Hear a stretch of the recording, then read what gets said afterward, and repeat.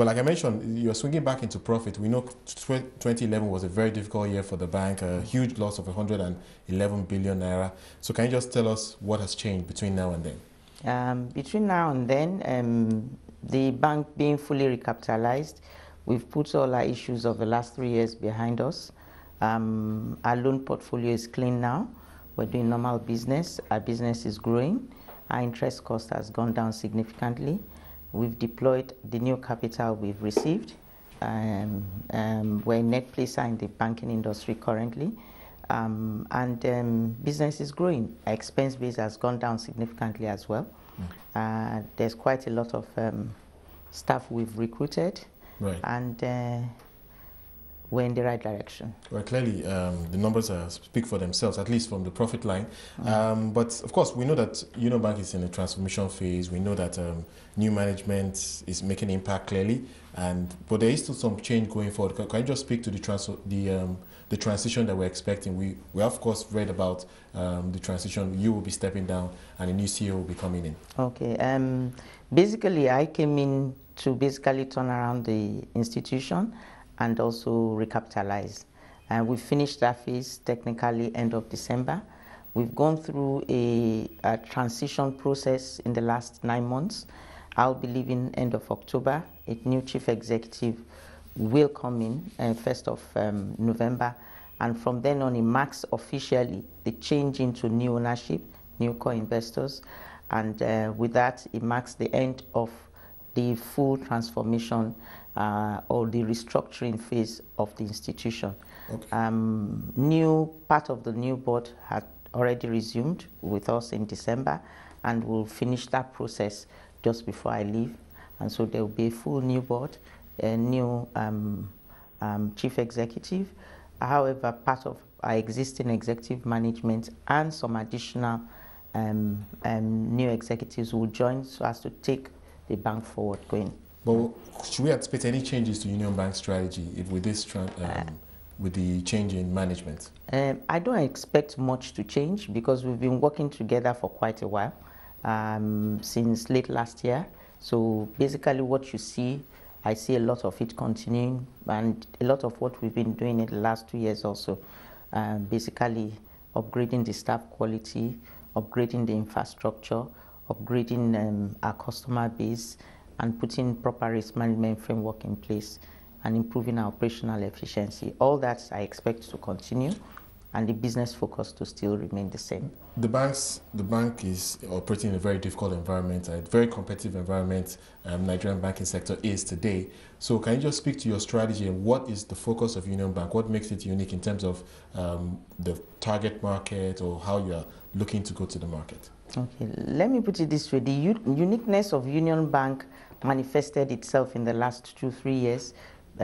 It's a bank that has been around for quite a long time with strong customer loyalty even through our troubled times.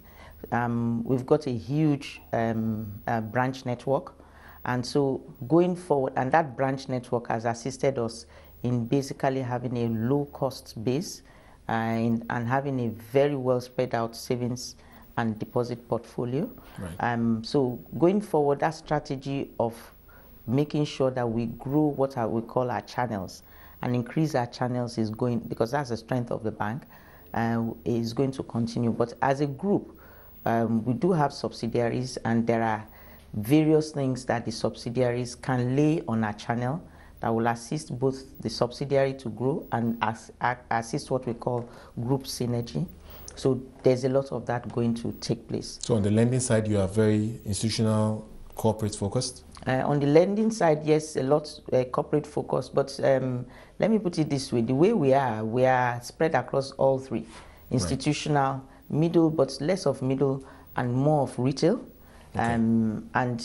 The concept remains the same. We spread across. The only thing is, in terms of being focused, we focused on more of the value chain from the corporate all the way down than to spread ourselves thin. So if since you mentioned your subsidiaries, can we assume that you are going the holdco route? Yes, we're going the holdco with international banking. So international banking license. Yes. All right. Now let's talk a bit about the shareholding structure. of course, new investors have come in, Union Global Partners. How much does AMCON, for instance, hold today, and how much is Union Global Partners holding? Can you just speak to the shareholding structure right now? Because we do know that there have been some transfer of shares on the stock exchange recently. Okay, as you know, end of December, not all our core investors were ready with their, they hadn't finished their due diligence process. So AMCON acted as a step in between and held part of those shares. That has now been fully passed on to the core investors. Okay. So the core investors own 65. AMCON still owns 20, and the existing investors own 15. Now the 20 owned by AMCON is the 20 that normally they would carry. These were the shares they inherited based on the normal process. As you know, AMCON owns shares in practically every bank now. Your thoughts on the banking industry? I did mention that it's a tough business right now. Of course, there's huge focus on efficiency these days. I think less so on growth, especially if you look at the numbers of loan growth, etc. Your thoughts on the banking industry as an investment opportunity? Clearly, Union Global Partners still think it's an attractive play.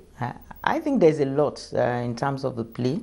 What we're all focusing now, what we call cashless banking, which is largely going more of the electronic route, right, is a huge opportunity. Is a huge opportunity for the whole industry. We're going into shared services to reduce costs so that customers can benefit and reduce the cost of doing business with us. And we've started seeing the benefits as an industry in several of our initiatives. So if you look at it, where people say that there's money outside the banking system is almost the same size as what is within the banking system, that tells you that there's a lot that we can still attract within our system. And as we go more into the cashless environment, our expectations as an industry when we went into this about a year ago for Lagos alone, we've more than surpassed what we thought would be. And even outside Lagos that we thought won't participate in our POS deployments, quite a number of places outside Lagos have started participating voluntarily. So we've seen quite a lot changing there. So the industry is very attractive.